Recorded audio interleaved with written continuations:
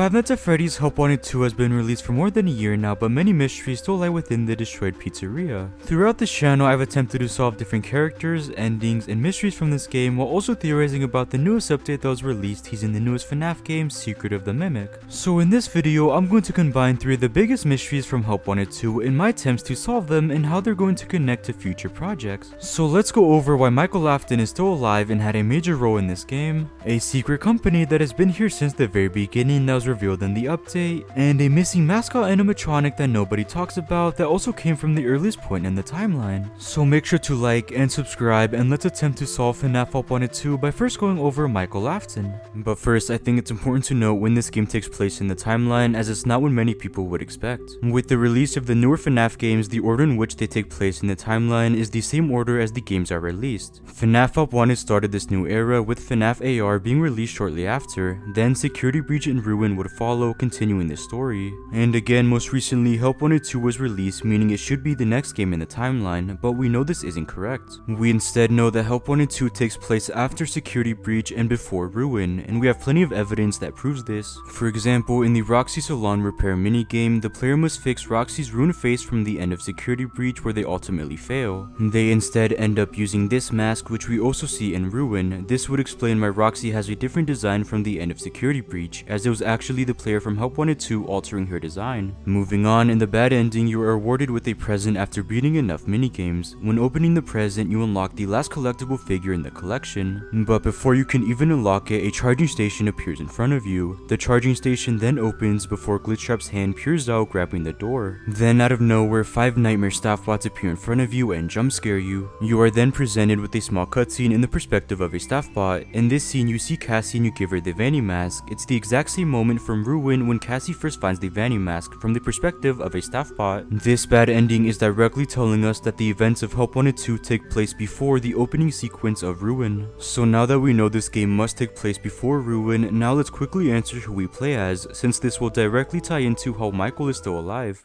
Being that we play as Cassie's father in Help Wanted 2. In Ruin, we learn that Cassie's father used to own a Faz ranch, insinuating that he worked for Fazbear as a technician. And in Help Wanted 2, we see the main player unlock a Faz ranch that is used to unlock this door, again hinting that we play as Cassie's dad. But most importantly, we learn that his favorite animatronic was Vanny, which has led many people, including myself, to believe that Cassie's father is also this boy from the FNAF 4 ending. And the secret ending directly confirms this. In the secret ending, you are transported into the actual Princess Quest game itself after unlocking a coin to play it. Then, after beating some levels, you find 6 gravestones with different plushies next to them. You can light these gravestones, and if doing so in a specific order, a secret staircase opens. There you will find that this chest is available to be opened, and when opening it, inside is a Bonnie mask with the message, "This looks familiar." This Bonnie mask is the exact same one he wore on that fateful night when him and Michael accidentally killed the crying child. And again, the secret ending and mask confirm that Cassie's dad is the same boy from the FNAF 4 ending. So I also want to point out how we find this exact same mask as one of the AR collectibles that Cassie collects in Ruin. And what mask can Cassie also collect that's also an AR collectible? That's right, this Foxy mask. The same Foxy mask that Michael also wore on that fateful night, and it's this Foxy mask that proves Michael Afton is still alive in Help Wanted 2. And these 2 masks are the only masks that can be collected. An important detail to note, you can't collect a Freddy or Chica mask, and this is done for a reason. But how can Cassie even collect these masks? Well, this is where a theory comes in that I haven't seen the community talk about enough, being that the Vanny network is actually a hive mind, meaning whatever is seen and used by one person wearing the Vanny mask, any other person can also see those things and collect those things that are also in the Vanny network. For example, because Cassie's father was also in the Vanny network, when he found the Bonnie mask, other people in the network like Cassie were also able to find it, as again, everything would be shared among the Vanny users. But how did the Foxy mask that belonged to Michael end up on this network? Well, I think the answer is simple. The reason the mask even exists is because Michael Afton is also inside the Vanny network, and he was also in the Princess Quest minigame at one point. When looking at what the Bonnie mask and chest mean, it all has to do with accepting the past, giving memories life, and moving on. I think by Cassie's father lighting these gravestones in the order the children were murdered, he's giving these memories life and accepting the past. And by giving these memories life, he can start to look at his own past. That's why he can even find this Bonnie mask. It's a memory from his past, a very traumatic one, and one that he needs to move on from. And really, I think whoever makes it this far in the Princess Quest arcade machine and makes it all the way to this chest is able to discover something from a traumatic memory. And it's possible that some of these collectibles in Ruin were memories that different users in the Vanny network found in the Princess Quest game. And if we apply the same logic to the Foxy mask, that means that Michael Afton is in the Vanny network and again was inside the Princess Quest arcade game, meaning he also made it all the way to this chest where he would find the Foxy mask. It makes the most sense that Michael's traumatic memory that unlocks something is his Foxy mask. He accidentally killed his younger brother by throwing him into the mouth of Fredbear, and it would make sense that this memory is something he would need to move on from and get past. But in order to even get to this point, Michael must have had to travel down to the abandoned FNAF 6 pizzeria using a Vanny mask of his own. And because he used to be a manager at this pizzeria, we can only imagine it made it that easier for him. But this brings up an even more important question. Why wasn't Michael able to go all the way and trade the Vanny mask for the glitch trap plush, which Vanny then destroyed, setting herself free? Why wasn't Michael able to get this glitch trap plush? Well, I think that Michael Afton simply wasn't able to move on. In the secret ending, we see Cassie's father being able to trade the Vanny mask, but I think this was only possible after he accepted his past and was able to move on from it. But if someone like Michael wasn't able to move on, then he would never be able to trade the Vanny mask. And it makes sense that he wouldn't be able to move on. This was the traumatic moment that started everything for him, and because he is still alive and trying to defeat Glitchtrap, who is possibly his father, then of course he isn't moving on. He's living in the exact same cycle he lived in years ago, where his entire purpose was to defeat his own father. But either way, we know Michael was in the abandoned Pizzaplex since Cassie unlocks this AR Foxy mask, which was Michael's memory the chest displayed for him. So I also think that after Michael failed to free Vanny, he returned to Gregory and Vanessa above, where he had a small role in Ruin, and you can watch that video where I explain Michael's role in Ruin. And after the events of Security Breach, where we saw the Pizzaplex be destroyed by an earthquake, it would also make sense that Michael would return with a Vanny mask to possibly retrieve something from his room or something else from the Pizzaplex. So because we play as Cassie's father in Help Wanted 2, and because he finds the same Bonnie mask he wore on that fateful night, we know this chest represents the idea of moving on and accepting the past. That's why it displays something from a traumatic memory, and we can assume whoever reaches this chest will see a personalized memory. But we also find this Bonnie mask in FNAF Ruin alongside a Foxy mask, and because it's theorized that this Vanny network is a hive mind, whoever found these masks means anyone else in the network can also find these masks. And we know Michael must have been the one to find the Foxy mask. It's the same one he wore on that fateful night, and it makes the most sense that this is his memory the chest would display for him. And overall, the fact that we can only find these two masks in FNAF Ruin prove that we play as Cassie's father, and they prove that Michael Afton is still alive in FNAF Help Wanted 2. But of course, this is all just a theory. FNAF Help Wanted 2 still has many mysteries to be solved, but I think Michael Afton being alive is a mystery that can be solved, especially when looking at all the evidence from past FNAF games like FNAF Help Wanted and FNAF Ruin. But what do you guys think? Is Michael Afton still alive in the FNAF franchise, and does he have a role in Help Wanted 2? It hasn't been confirmed if Michael Afton is alive in any way in these newer games, but when looking at all the evidence, it just makes sense. And in the next FNAF project that is released, I also think we'll continue to see proof that Michael is alive somewhere in the franchise, and that they will continue to show us that Michael still has a story to be told. Moving on, let's look at a secret company that was hidden in the update, a company that has supposedly been here since the very beginning. A company that might have been responsible for Fall Fest and FNAF, and for the creation of Jackie from FNAF's Secret of the Mimic.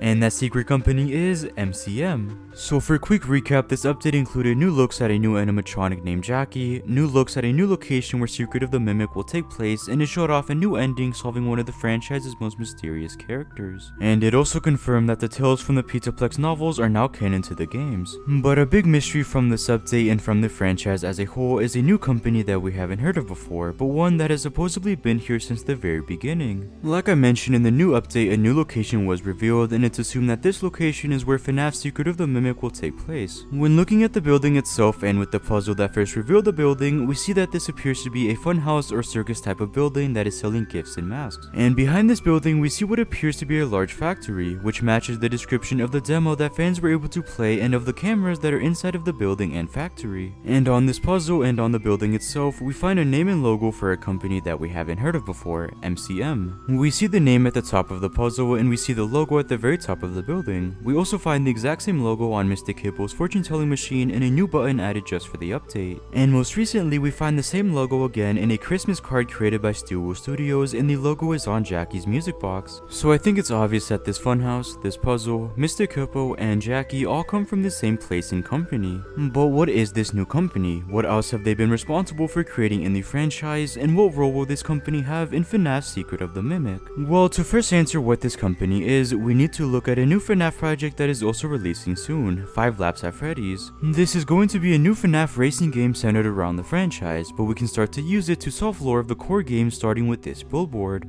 The billboard is simply advertising Marie.co and its products, but if that name sounds familiar, that's because it actually comes from the books and from the Tales from the Pizzaplex novels. In the Mimic epilogues, we learn that the Mimic was created by a man named Edwin Murray, and it's clear that Marie.co is his company we see in 5 Laps at Freddy's. And I also believe it's the same company we see in the Help Wanted 2 update. Looking back at the name, I think it's safe to assume that the MC stand for Marie.co, meaning not only does the funhouse and factory belong to Edwin from the books, but this also means that he's responsible for the creation of Jackie, her music box, and of the Mystic Hippo animatronic. Now the other M could really stand for anything, like maintenance or management, meaning the full company name would be Marie.co Management, which does sound well and would work perfectly. So what does this company make? Well, we can assume that they make toys and products for carnivals. We see the building advertising masks which can count as toys, and of course the puzzle itself comes from this company. And in the cameras for the factory we find this carousel. We also know that Fall Fest will be closely connected to this game and factory, as we saw this poster being advertised in Help Wanted 2. We know Fall Fest is a type of carnival, as we saw a version of Fall Fest in the Dreadbill DLC.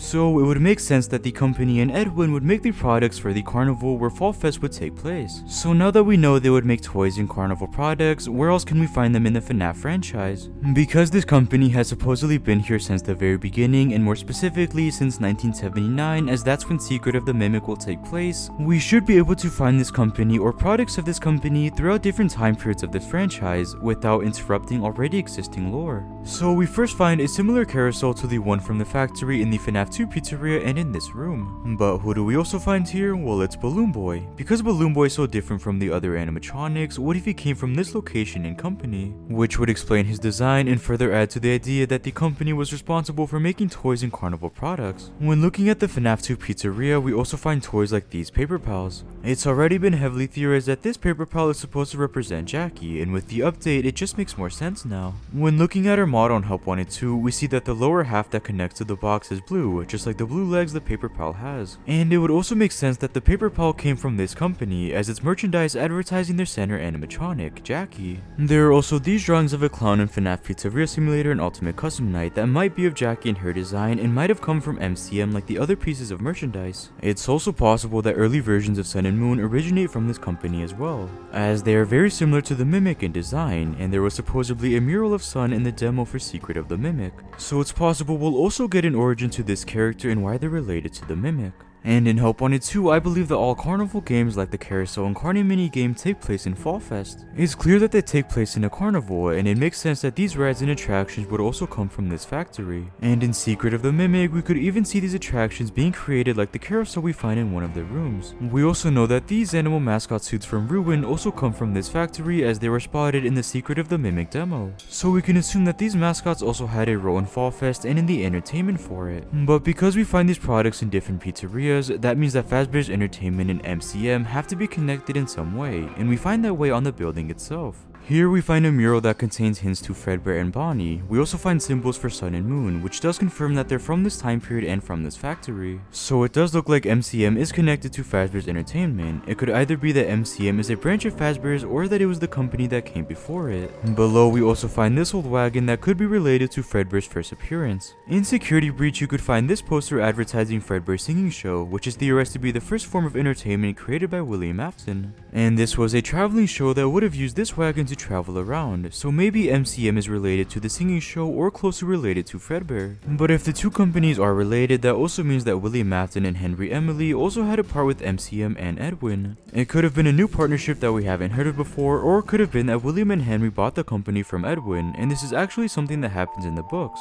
In the novels, Fazbear's Entertainment buys a building from Edwin, and maybe this building is the same one we see here and under the MCM company name, connecting the two companies and three founders. So now that we know MCM MCM stands for Murray Co-Management, that it's owned by Edwin from the Tales from the Pizzaplex novels, that the company provided toys and carnival attractions, that we find these products in different FNAF pizzerias like in FNAF 2 and FNAF Pizzeria Simulator, that it's connected to Fazbear's entertainment through these different animatronics, and possibly through one of the early shows in the franchise. What role will this company have in FNAF's Secret of the Mimic? Well, I think it's going to be what happened to the company, and more specifically, the downfall. Why haven't we directly seen the company anywhere else in the franchise? What happened in the events of Secret of the Mimic to hide this company and their center animatronic, Jackie? I also think we'll get confirmation if Edwin actually owned this company, what MCM stands for, and what animatronics they were responsible for creating. I still strongly believe that Sun and Moon and Fredbear will actually appear in this game, and maybe even possibly with major roles. But no matter what happens in Secret of the Mimic, I think it's clear that MCM will be a main focus in it, and that we'll explore Secret Company and its origin. But with that, this is everything we know about the Secret Company in Help Wanted 2, MCM. Now for a quick disclaimer and for clarification, when I discuss where the company was in different time periods of the franchise like in FNAF 2, by no means am I saying that MCM or even Jackie were planned since the very beginning.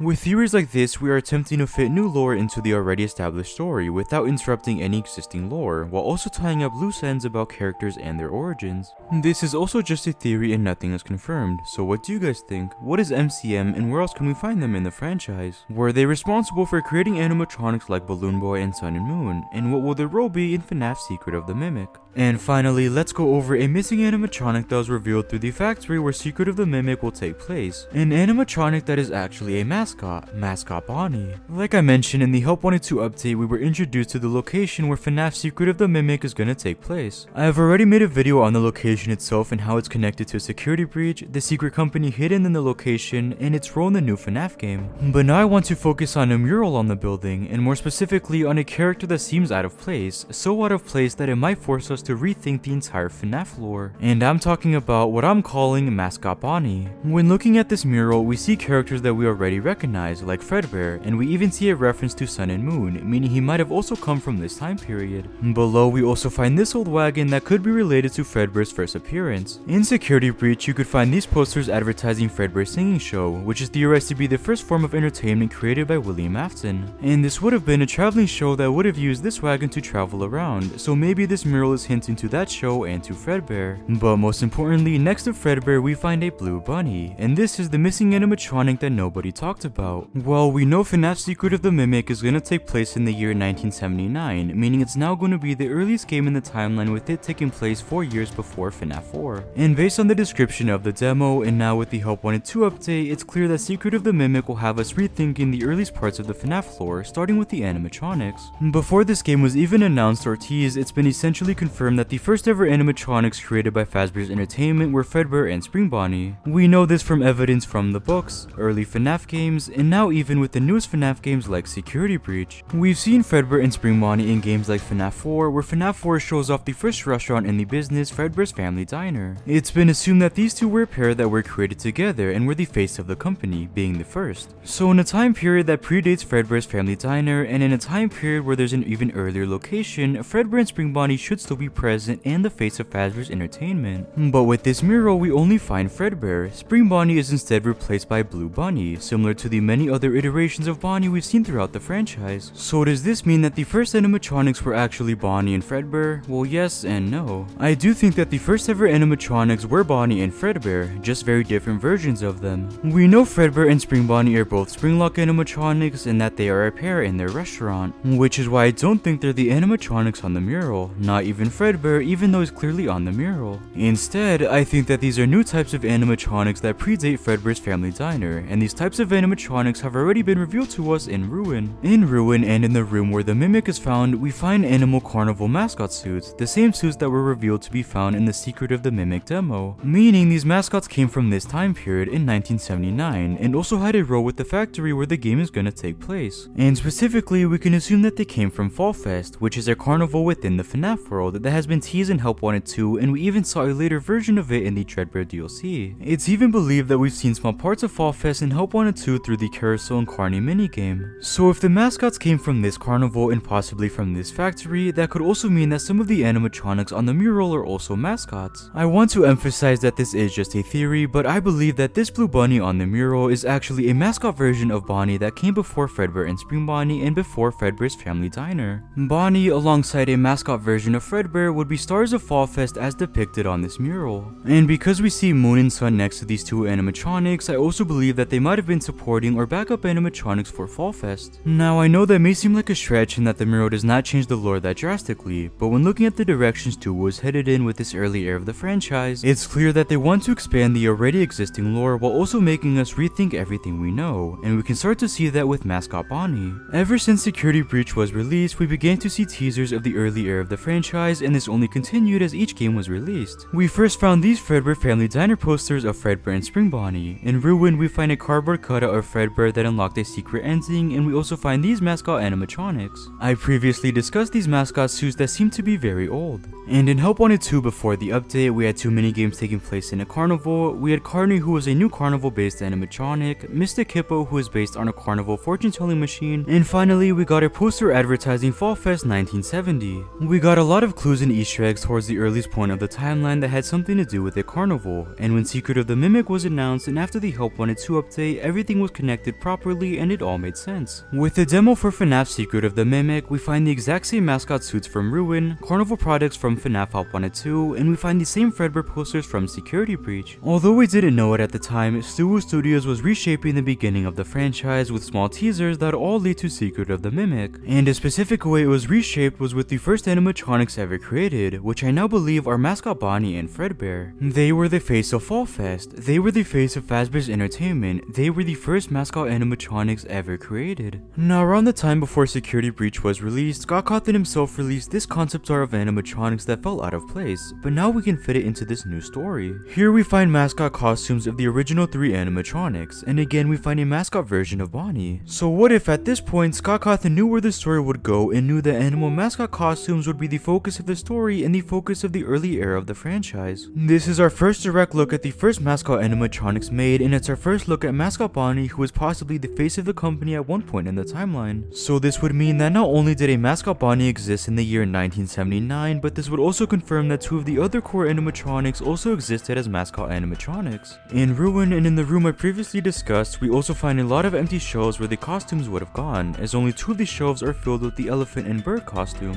So it makes sense that at one point other animal mascot costumes also filled these shelves, and what if they were specifically filled by Bonnie and Fredbear who are on the mural? Or maybe they could have been filled by other costumes like Freddy and Chica from the artwork, or by costumes that we learn about in the Tales from the Pizzaplex novels. And although they aren't here, maybe we'll find them in FNAF Secret of the Mimic. I think there's a big possibility that we'll find mascot Bonnie and Fredbear in this game, maybe as major roles or just as Easter eggs. But we could find them on stage performing, or just the empty mascot suits that the Mimic could even wear at one point throughout the gameplay. Now I also want to make it clear that by no means is this a new theory or even a new discovery. It's already been widely believed that carnival mascot animatronics had a role in Fall Fest. This would all happen before Fredbear's Family Diner, and it was also widely believed that they were going to be the focus in future games and projects. But now with this mural, and what I want to bring to light is that specifically a mascot version of Bonnie and Fredbear were the face of this carnival, as they were clearly the face of the mural. It was never Spring Bonnie and Fredbear at the face of Fazbear's Entertainment, it was instead Bonnie and Fredbear. But what happened to mascot Bonnie is a complete mystery. Is he somewhere else in a pizzeria? Is he hidden in Ruin? Is he used for another mascot or animatronic?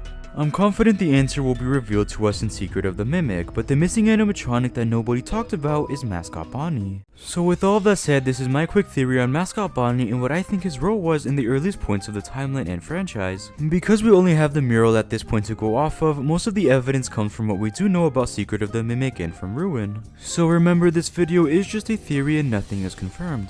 So what do you guys think? Is mascot Bonnie the missing animatronic, and were they the face of Fall Fest? So with all that said, I hope you guys enjoyed this video on my attempts to solve the 3 biggest mysteries from FNAF Help Wanted 2. So what do you guys think? Remember, this video is just a theory and nothing is confirmed, so make sure to comment down below any thoughts or theories. Also make sure to like and subscribe for more content like this, and thank you guys so much for watching.